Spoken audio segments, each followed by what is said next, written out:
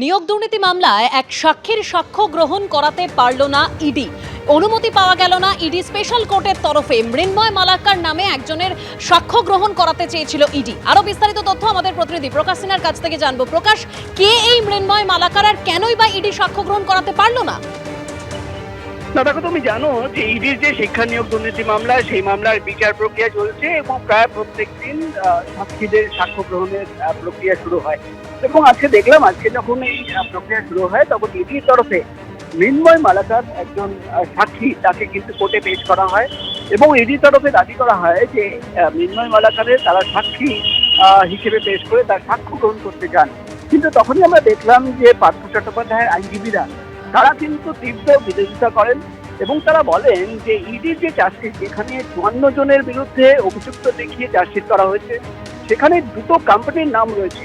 প্রথম কোম্পানি আনন্দ ডেস্কফ্যাব private limited এবং দ্বিতীয় কোম্পানি ভিউমোর প্রাইভেট লিমিটেড। এবং পার্থ চট্টোপাধ্যায়ের আইনজীবীরা দাবি করেন যে এই দুটি কোম্পানি যাকে অভিযুক্ত হিসেবে দেখানো হয়েছে, সেই কোম্পানির ডাইরেক্টর ছিলেন মৃন্ময় মালাকার।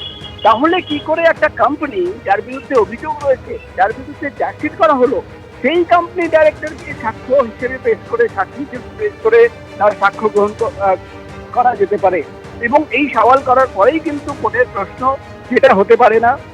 এবং বিচারক বলেন, যেহেতু কোম্পানির নাম অভিযুক্ত হিসেবে চার্জশিটে রয়েছে, সেই কোম্পানি ডাইরেক্টর কিন্তু সাক্ষী হতে পারে না। এখানেই আমরা দেখলাম যে ইডি আধিকারিকরা যারা কিন্তু সাক্ষী হিসেবে মৃন্ময় মালাকারের সাক্ষ্য গ্রহণ করাতে চেয়েছিলেন, সেটা কিন্তু করতে পারলেন না। আগামী দিনে অন্য সাক্ষীদের নিয়ে এসে তাদের সাক্ষ্য গ্রহণ করানোর নির্দেশ দিয়েছে আদালত। ধন্যবাদ প্রকাশ।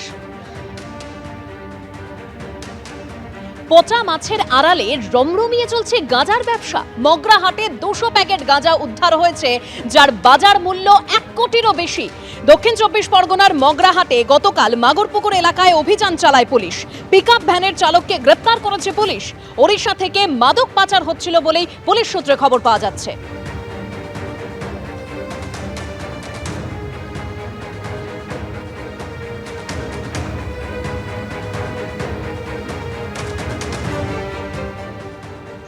যেটা পেলাম সেটাতে আমরা সাসপেক্ট করছি যে ওটা অবশ্যই নিষিদ্ধ মাদক আছে, গাঁজা হওয়ার সম্ভাবনাটা প্রবল। এরপরে যেগুলো আমাদের প্রসিজিওর আছে এফএসএলে পাঠিয়ে সেগুলো আমরা ফুলফিল করব।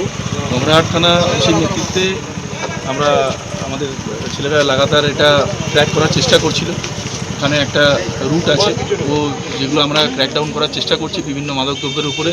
যে পার্ট অফ দ্যাট আজকে একটা খুব বড় সাকসেস আমাদের টিম পেয়েছে।